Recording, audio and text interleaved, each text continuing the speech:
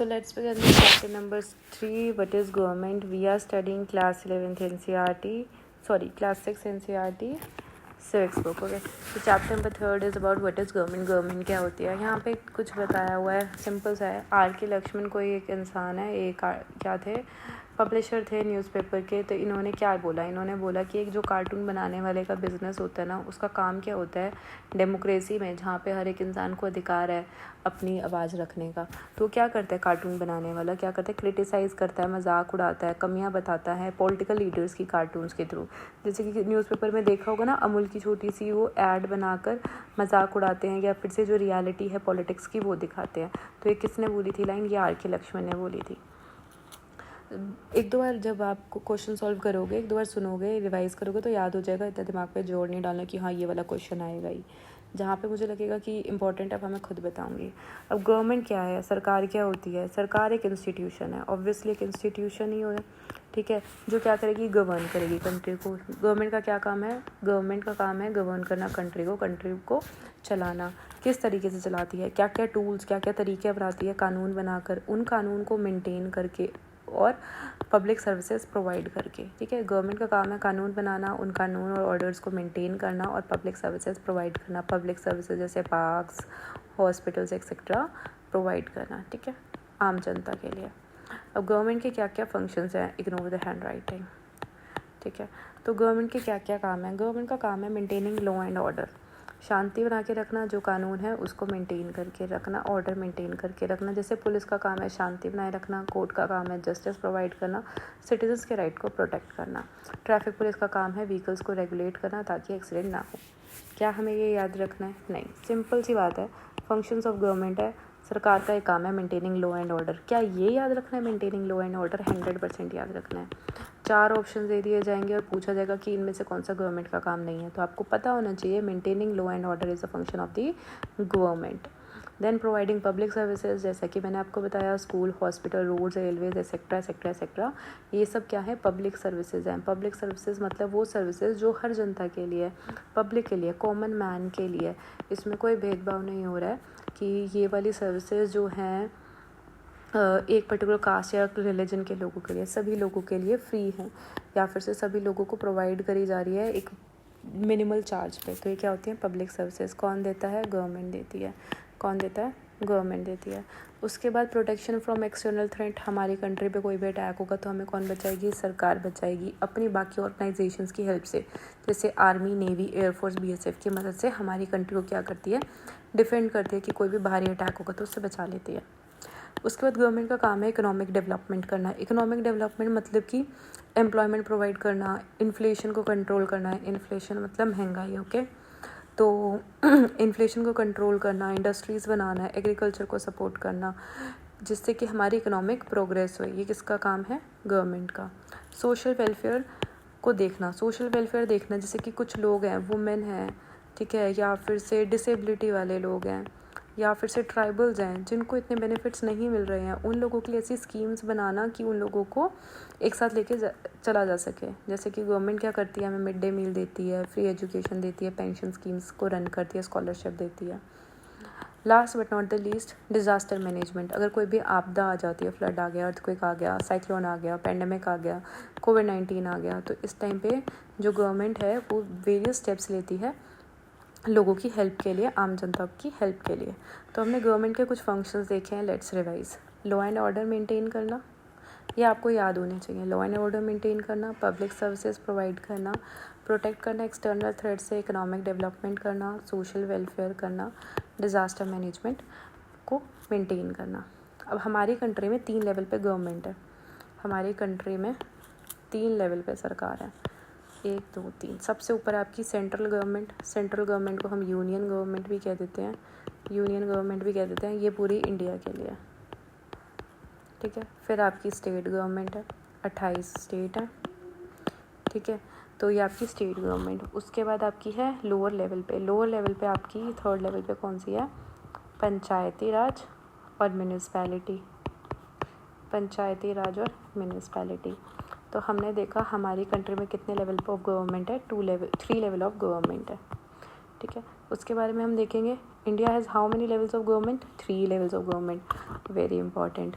सबसे पहले सेंट्रल की सरकार पूरे देश के लिए है, स्टेट की सरकार इंडिविजुअल स्टेट के लिए, लोकल गवर्नमेंट विलेज और सिटीज़ के लिए है। अब जो सेंटर की सरकार है उसके क्या क्या काम है, क्या ये काम याद रखने हैं? 100% याद रखने हैं, पेपर में आएंगे, आए भी हैं, आगे भी आएंगे। तो पहला काम है डिफेंस, पूरे देश का कौन बचा के रखेगा? Central government. रेलवेज, अब हर स्टेट अपनी अपनी रेलवे चला देगी, फिर तो एक्सीडेंट्स हो जाएंगे, तो सेंटर का काम है। फॉरेन अफेयर्स कौन मेंटेन करता है? सेंट्रल की। करेंसी एक ही है हमारी पूरी देश की, तो किसका काम है? सेंट्रल गवर्नमेंट का। पुलिस स्टेट का।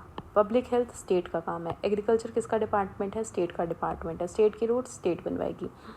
इसके बाद वाटर सप्लाई आ रही है, स्ट्रीट में लाइटें जल रही हैं, सैनिटेशन का काम देखना और लोकल रोड्स बनवाना किसका काम है? लोकल गवर्नमेंट का। So this table is important. Now let's see further types of government. कितने तरीके की गवर्नमेंट है? 2 तरीके की पढ़नी है चैप्टर में, 2 तरीके की गवर्नमेंट बताइए। देखो डेमोक्रेसी क्या होता है? डेमोक्रेसी का मतलब है कि फिर से हम इंडिया बनाते हैं, ठीक है। डेमोक्रेसी का मतलब है कि इंडिया में रहने वाले सभी लोग जो 18 साल से ऊपर के हैं, ये कंट्री हमारी, इसमें 18 साल से जितने भी लोग ऊपर हैं ना एज के, उनके पास वोटिंग का अधिकार है। ये वोटिंग करेंगे, इलेक्शंस में जाएंगे और अपना लीडर चुनकर आएंगे। अगर ये चाहते हैं इलेक्शन में खुद लीडर बनना तो खुद भी पार्टिसिपेट कर सकते हैं। ये डेमोक्रेसी है, ठीक है। Government is elected by the people. Democracy का एग्जांपल क्या है? इंडिया, ठीक है। हमारी कंट्री में डेमोक्रेसी है। इसमें क्या होता है? लोग इलेक्ट करते हैं, हम खुद इलेक्ट करते हैं गवर्नमेंट को। क्या फ़ीचर्स हैं? पहले तो ये देख लो कि फ़ीचर्स कितना इंपॉर्टेंट है। 100% इम्पॉर्टेंट है, क्वेश्चन है 100% आएगा। डेमोक्रेसी में क्या क्या एसेंशियल चीज़ें होती हैं? पहला है फ्री एंड फेयर इलेक्शंस में कोई भी गड़बड़ नहीं होनी चाहिए। यूनिवर्सल एडल्ट फ्रेंचाइज, मतलब कि हर पर्सन जो 18 साल से ऊपर का, उसके पास वोट करने का अधिकार होना चाहिए। रूल ऑफ लॉ, कानून की चलेगी, लोगों की नहीं चलेगी। रूल ऑफ पीपल नहीं होता, रूल ऑफ लॉ होता है। इक्वालिटी, सबको बराबरी का अधिकार है, हमने अपने प्रीएम्बल में देखा। इक्वालिटी ऑफ क्या था? Status and opportunity. Fundamental rights feature है डेमोक्रेसी का। फंडामेंटल राइट्स जैसे कि मैंने आपको बताया 14 से 32 आर्टिकल में दिए हुए हैं। अकाउंटेबिलिटी, जवाबदेह कौन है? गवर्नमेंट, किसको? टू पीपल, ठीक है। तो ये क्या है? फीचर्स हैं डेमोक्रेसी के, जो आपके लिए बहुत इंपॉर्टेंट है। डेमोक्रेसी में जो गवर्नमेंट होती है, सरकार होती है, उसको बताना होता है अपने एक्शंस जो होते हैं उसका जवाब देना होता है। किसको जवाब देना होता है? लोगों को, आम जनता को, हम लोगों को। तभी हम जंतर मंतर पे बैठे हैं कि हाँ हमें बताओ कि आपने जो किया क्यों किया। रिप्रेजेंटेटिव डेमोक्रेसी, अब देखो इतना बड़ा देश है, ठीक है। अब कोई भी कानून बन रहा है, फॉर एग्जाम्पल कोई लॉ बन रहा है, तो हम सबको कहे कि आ जाओ एक ही डेट पे कि हम मिलकर कानून बनाते हैं, तो हम सब आ सकते हैं? नहीं आ सकते। आप सब तो एक वीडियो क्लास के लिए भी एक साथ नहीं आ सकते। So imagine this big country coming together to make laws, not possible. तो क्या हो रहा है? रिप्रेजेंटेटिव डेमोक्रेसी हो गई है। रिप्रेजेंटेटिव डेमोक्रेसी का मतलब कि हम लोग, वी पीपल से मतलब है सिटीजन्स, हम लोग जो सिटीजन्स हैं कंट्री के, हम सब जाते हैं, वोट करते हैं, वोट करके लीडर्स बनाते हैं। ये लीडर्स क्या करते हैं? हमारे लिए डिसीजंस लेते हैं। तो ये लीडर्स हमारे क्या हुए? ये लीडर्स हमारे हुए रिप्रेजेंटेटिव। ये लीडर्स हमारे क्या हो गए? रिप्रेजेंटेटिव। हमने अपनी जगह इनको भेजा है वोट करके कि तुम हमारे लिए कानून बनाओ। तो इन्हें रिप्रेजेंटेटिव डेमोक्रेसी में people do not participate directly, हम लोग डायरेक्टली पार्टिसिपेट नहीं करते। हमारे रिप्रेजेंटेटिव जाते हैं इलेक्शन प्रोसेस से चुनकर और वो हमारे लिए काम करते हैं। क्वेश्चन है आपके लिए, और ये एक PYQ था। Give an example of direct democracy in India. Direct democracy का एग्जाम्पल क्या है इंडिया में? डायरेक्ट डेमोक्रेसी का एग्जाम्पल है ग्राम सभा।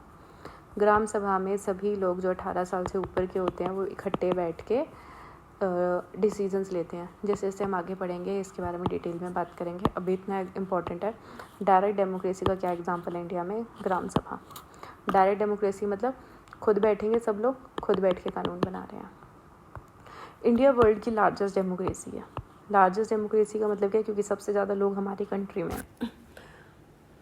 Then a democratic government is one in which the people elect their representatives through regular elections. एक democratic government में हम अपने रिप्रेजेंटेटिव्स को रेगुलर इलेक्शन से इलेक्ट करते हैं। मतलब ऐसा तो है नहीं है कि एक बार इलेक्शंस में पार्टिसिपेट करके हमने किसी को चुन लिया तो उनको हम हटा नहीं सकते। अगली बार 5 साल बाद जब इलेक्शन होंगे तो हम हटा सकते हैं।